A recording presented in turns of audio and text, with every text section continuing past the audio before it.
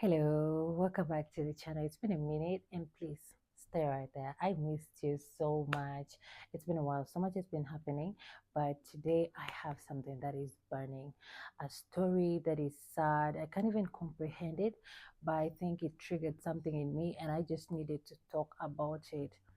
Um, the one thing I can start with is women, what is happening to us? Why are we fighting and destroying each other?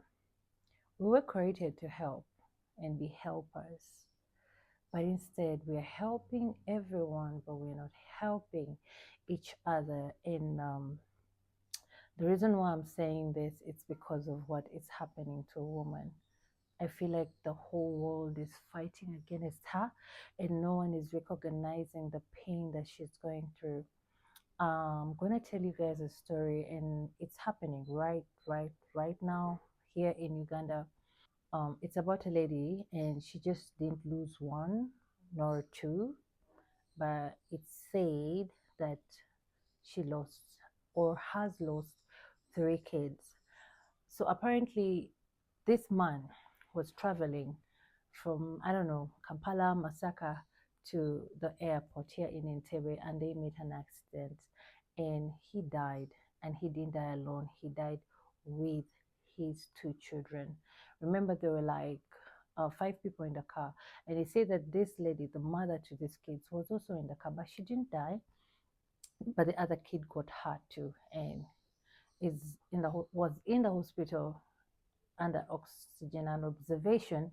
And for me, the thing that really got me upset after following this story and actually really seeing what's happening is they came like this man died, his children died, but the first thing these people thought right to do was to come to court to discuss property and fight for the body.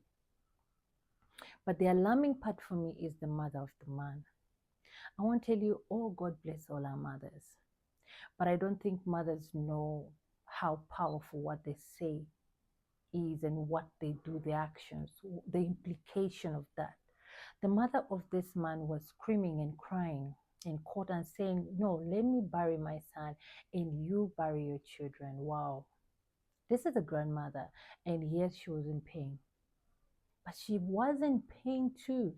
And the thing that is a common denominator here is both are women and they were married. So they need to know better. They were both in pain, but they were talking property, and these bodies were not laid. And this lady's other child was in the hospital. So for me, that was so aggravating.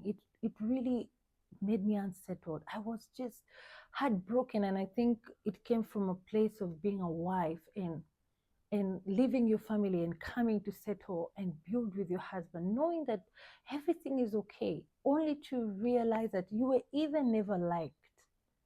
Because the way this lady talks, it shows that she never loved this woman. And then the man had another woman who happens to have three kids, twins and one other child. And there you would really tell that at that point, this woman had even more power because this one had lost. But it was time for them to support each other and just cry together. I really don't want to tap into their family because we cannot really tell what has been happening behind doors. But it says that people would say this woman is strong and she wanted to control everything. And me, that was really dissettling because I am one strong girl. And I sometimes tend to tell my husband, we plan in our family and say, oh, you are locating money here, we're doing this, we're doing this. And sometimes it also calls for like, we're not just giving away money. And I think with some people, that looks like you're control freak, you mean woman, chain their brother, and that is what they're saying. That is the narrative. This woman is alone, and they have been in court, and it's just so sad to know that it's like a week and something. This man has not been buried. He was a rich man in Masaka. For those who are Ugandans, they know. But I realized that a woman with no power, a woman with no plan, We plan for everyone, but we forget ourselves. Build a home with purpose, with dedication, with love. But, sweetheart, don't forget yourself. And I don't want to sound like a feminist and not a child of God. I want to sound like a child of God. But I want to say, ladies, wake up. We can't keep sleeping. The reason why we are so vulnerable is we think everything starts and ends with marriage. Anything can happen. Let me tell you, your in laws, some of them love you, some don't. And as you're building with your husband, build yourself, build skill, build capacity, build in wisdom. I saw this woman cry in court, and it was so sad. And I wish I could share these videos. Now there's a woman who is making noise and saying, oh, you people, you see rich men and you want to marry them for their money, yet their parents have taken care of them, given them everything. Girl, another woman saying that, and her excuse is like she was born with boys. So these men marry us and bring us to their homes to build our own family. Out of us come children who need to be taken care of.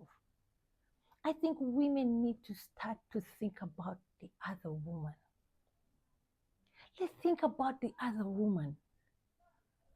It is us fighting. In a marriage, it's always a sister-in-law fighting the husband, the brother's wife. It's always a mother-in-law doing something.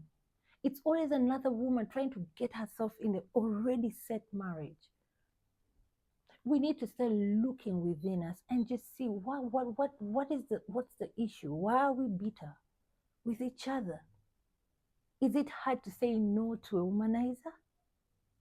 Is it hard to have a daughter-in-law and treat her like your own? And it's worse with all these traditions. You know, I was listening to someone yesterday, and the woman of God said that we are not of this world. We are from Zion.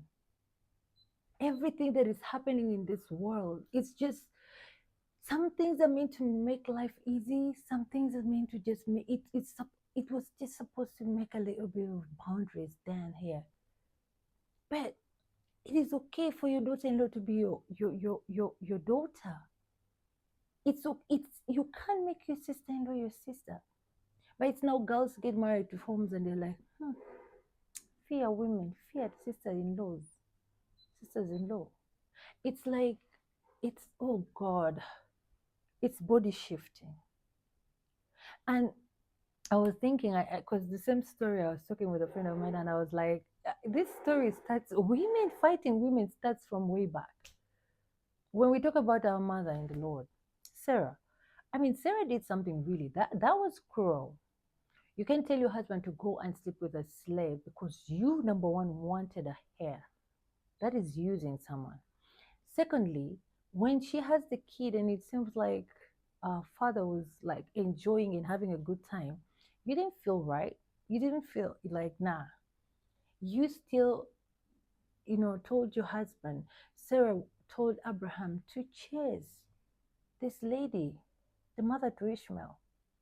And she was there, nowhere. It took God to show this woman direction. It took God to give her water. She would have just died. That was our mother. So I feel like it's in nature for us to just be a certain people. But also there's what we call self-control. There is love. There is mercy. There is showing grace. If you see another woman going through something, put yourself, empathize, put yourself in her shoes. This story got me bleeding inside. Because I just imagined, oh my God, if that was me, what would I do? You literally built your life with your husband and you don't even have a right to anything that he owns. Like, my son built this. It doesn't matter whether you cooked for the workers or you put a little bit of your money to help him when he had nothing. Like, it doesn't matter. You did nothing. Everyone is rallying against her. So women learn to build capacity, build power, but above all, just take care of each other. It is sad that a woman is mourning her children, but also nobody's showing her pity. Which kind of world are we in? It is sad. And we're not talking about these young kids. No, these kids were big. The daughter was going to study abroad. They're not children. So I just want to pray that women support women, pray over others, just just love your sister. You're the one who knows the pain she goes through during periods, childbearing. You people have common things together. Why fight against each other? Oh, I want that man. She has him, but I also want him. So boom, you're gonna destroy her marriage, and she's crying, and you're happy. You see the thing about life, and if there is something that every time I want to do something bad, and I repent of my knees, is that David was called a man after God's heart, but he sinned. He was forgiven, but there were consequences. Because Solomon was blessed, but because of the curse of sleeping around, it followed him. He wanted every woman he saw. He started to serve idols, but he just didn't start with them, he started with the father.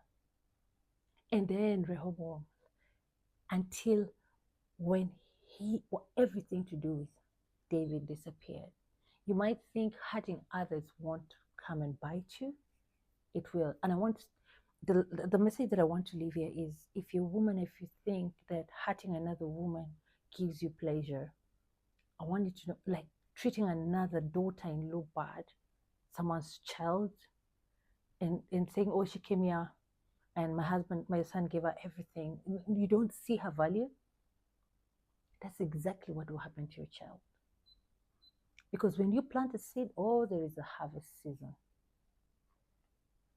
I want to end this video. I missed you guys. Thank you so much for watching. I'll see you in the next video. I love you guys with the love of God. Bye. Don't forget to like and subscribe and put a comment below. Tell me what you think about this video. Ciao.